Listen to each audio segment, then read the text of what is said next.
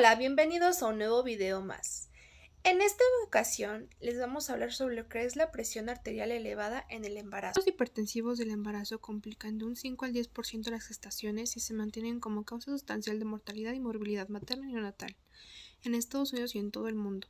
La mayoría de los acontecimientos adversos se atribuyen de manera directa al síndrome de preeclampsia, caracterizado por hipertensión de inicio reciente con proteinuria, que aparecen después de las 20 semanas de gestación. Las mujeres con hipertensión crónica también pueden tener acontecimientos adversos. La proteinuria es la presencia en la orina de proteínas, generalmente albúmina. Las altas concentraciones de proteínas le dan a la orina un aspecto espumoso o jabonoso. Su etiología y patogénesis es de que la presión arterial desciende durante el primer trimestre, llega a su punto más bajo durante el segundo trimestre y aumenta de forma gradual durante el tercero. El hecho de que existe un gran aumento del gasto cardíaco durante el embarazo temprano sugiere que el descenso de la presión arterial se debe a la caída de la resistencia vascular periférica. Como el gasto cardíaco permanece alto durante todo el embarazo, es probable que el incremento gradual de la presión arterial que inicia en el segundo trimestre represente un retorno de la resistencia vascular periférica a la normalidad. En condiciones normales, el embarazo se acompaña de aumento en la concentración de renin-angiotensina 1 y 2, estrógeno, progesterona, prolactina y aldosterona, todos los cuales alteran la reactividad vascular. Es difícil definir las causas de la hipertensión durante el embarazo por los cambios circulatorios normales que ocurren durante este. Se cree que las mujeres con preeclampsia tienen una sensibilidad particular a la actividad vasoconstrictora del sistema renin-angiotensina-aldosterona. También tienen una mayor respuesta a otros vasoconstrictores, como las catecolaminas y vasopresina. Se ha puesto que parte de la sensibilidad puede ser resultado del desbalance entre prostaciclina y tromboxano. El tromboxano es una prostaglandina con propiedades vasoconstrictoras y la prostaciclina es una prostaglandina vasodilatadora. La evidencia nueva sugiere que la resistencia a la insulina, incluida la causa por diabetes, obesidad y síndrome metabólico, puede predisponer a los trastornos hipertensivos en el embarazo. En el 2000, el National Institute of Health Working Group on High Blood Pressure in Pregnancy publicó un sistema de clasificación revisado para la presión arterial elevada en el embarazo, que incluye la preeclampsia y eclampsia, hipertensión gestacional, hipertensión crónica y preeclampsia superpuesta a la hipertensión crónica. En primer lugar tenemos a lo que es la preeclampsia y eclampsia en esta clasificación, que es un síndrome específico del embarazo con aumento de la presión arterial sistólica mayor a 140 milímetros de mercurio o diastólica mayor a 90 milímetros de mercurio, que ocurre después de la semana 20 de gestación y se acompaña de proteinuria, que esta es una excreción urinaria del 0.3 gramos de proteína en una muestra de 24 horas. Tenemos lo que es la hipertensión gestacional, que este es un aumento de la presión arterial sin proteinuria, detectado por primera vez durante la parte intermedia del embarazo, que se normaliza en las 12 semanas siguientes al parto. La hipertensión crónica, que es la presión arterial sistólica mayor-menor 140 milímetros de mercurio o diastólica mayor a 90 milímetros de mercurio, detectado antes de la semana 20 de gestación. La hipertensión que se diagnostica por primera vez durante el embarazo y no se resuelve después del parto también se clasifica como hipertensión crónica. La preeclampsia superpuesta a hipertensión crónica es la hipertensión crónica, es una presión sistólica mayor o menor a 140 milímetros de mercurio o diastólica mayor o menor a 90 milímetros de mercurio antes de la semana 20 de gestación, con proteinuria superpuesta y con o sin signos de lo que es la preeclampsia. La preeclampsia y eclampsia es un síndrome específico del embarazo con manifestaciones maternas y fetales. Se define como un ascenso en la presión arterial, que es la presión sistólica mayor a 140 milímetros de mercurio, presión diastólica mayor a 90 milímetros de mercurio y proteinuria mayor a 300 miligramos en 24 horas, que se desarrolla después de las 20 semanas de gestación. Esto quiere decir que va a haber una presencia de una presión arterial sistólica de mayor a 160 milímetros de mercurio o más, presión diastólica de 110 milímetros de mercurio o más, proteinuria superior a 2 gramos en 24 horas, creatinina sérica mayor de 1.2, conteo plaquetario menor de 100.000 células milímetros cúbicos, aumento de enzimas hepáticas como aminotransferasa de alanina o aminotransferasa de asparato, cefalea persistente o trastornos cerebrales o visuales o dolor epigástrico persistente y que sirve de reforzar el diagnóstico. La preeclampsia ocurre sobre todo en los primeros embarazos y durante embarazos subsiguientes. en mujeres con múltiples fetos, diabetes mellitus, enfermedad vascular del colágeno o nefropatía subyacente. También se relaciona con un trastorno llamado moleidatiforme, que básicamente es un embarazo anómalo causado por un óvulo anómalo que da origen a una masa de quistes. Las mujeres con hipertensión crónica que se embarazan tienen un mayor riesgo de preeclampsia y resultados neonatales adversos, sobre todo cuando también hay proteinuria en el embarazo temprano. Se desconoce la causa de la hipertensión inducida por el embarazo. Hay evidencia considerable sugestiva de que la placenta es el factor clave en todas las manifestaciones, ya que en el parto es la única cura definitiva para este trastorno. Se cree que la hipertensión inducida por el embarazo implica un descenso en el flujo placentario, que induce la liberación de mediadores tóxicos, los cuales alteran la función de las células endoteliales de los vasos sanguíneos de todo el cuerpo, incluidos los riñones, cerebro, hígado y corazón. Los cambios endoteliales producen los signos y síntomas de preeclampsia y en los casos más graves coagulación intravascular e hipoperfusión de órganos vitales. Existe el riesgo de desarrollar coagulación intravascular diseminada, hemorragia cerebral, insuficiencia hepática e insuficiencia renal aguda. La trombocitopenia es la complicación hemática más frecuente de la preeclampsia con un conteo plaquetario menor de 100.000 milímetros cúbicos. Esto va a indicar enfermedad grave.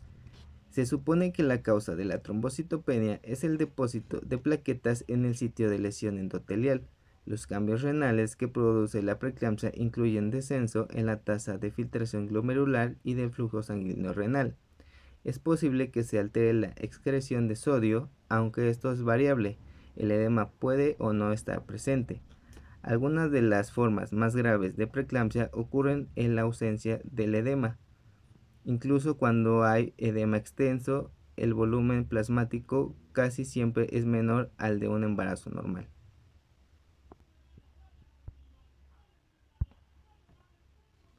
Cuando existe daño hepático puede ir desde necrosis hepatocelular leve con elevación de las enzimas hepáticas hasta el síndrome más ominoso de hemólisis, aumento en los parámetros de función hepática y conteo plaquetario bajo, que por sus siglas en inglés es HELP, que se acompaña de la mortalidad materna sustancial.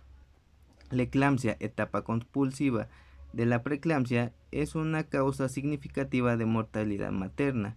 La patogénesis de la eclampsia se desconoce, pero se atribuye al aumento de la coagulabilidad sanguínea y el depósito de fibrina en los vasos cerebrales.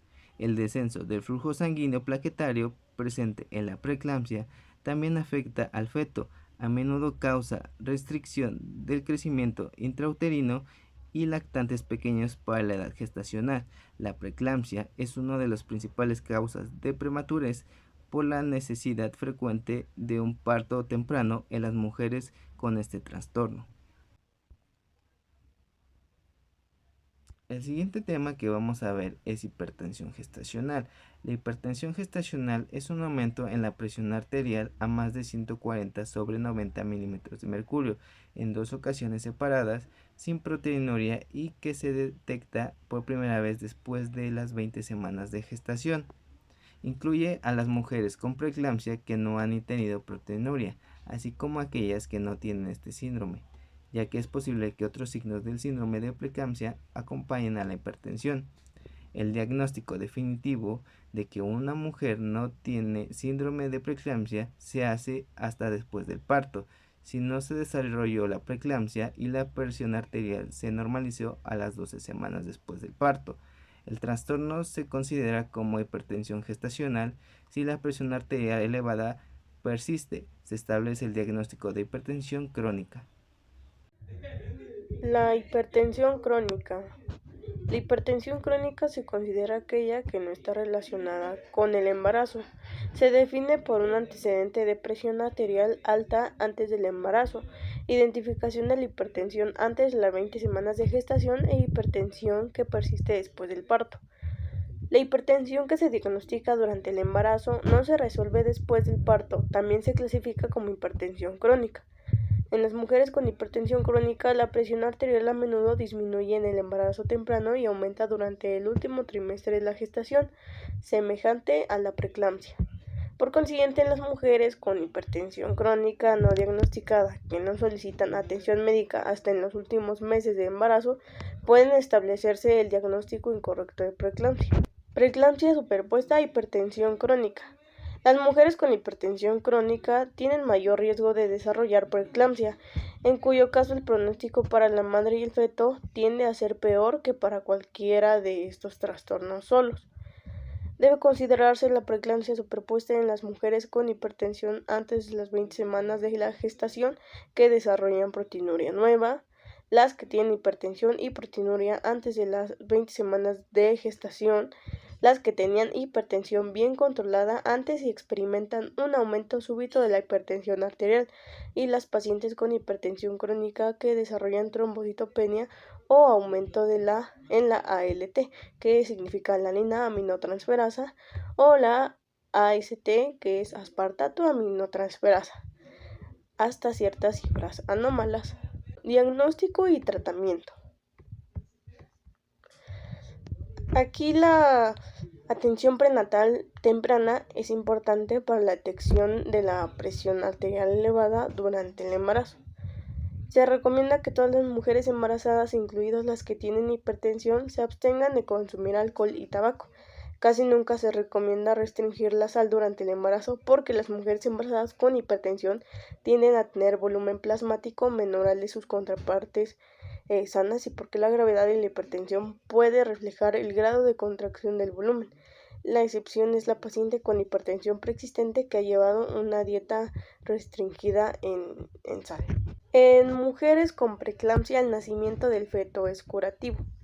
El momento del parto se vuelve una decisión difícil en los embarazos prematuros porque debe considerarse el bienestar de ambos, la madre y el lactante. El reposo en cama es una medida terapéutica habitual. Cuando son necesarios, los antihipertensivos deben elegirse con cuidado por sus efectos potenciales en el flujo sanguíneo uteroplacentario y en el feto. Por ejemplo, los inhibidores de la enzima convertidora de la angiotensina (ECA) pueden causar lesión, incluso la muerte al feto cuando se administran durante el segundo y tercer trimestre del embarazo. Conclusión: la preeclampsia y eclampsia debe ser identificada como un problema prioritario para reducir la mortalidad materna en todos los países, principalmente los marginados, fortaleciendo los sistemas de salud pública y mejorando el acceso de la madre a personal de salud capacitado. Los trastornos hipertensivos durante el embarazo son complicaciones muy frecuentes y causa importante de morbilidad y mortalidad materna y o fetal. Gracias por su atención.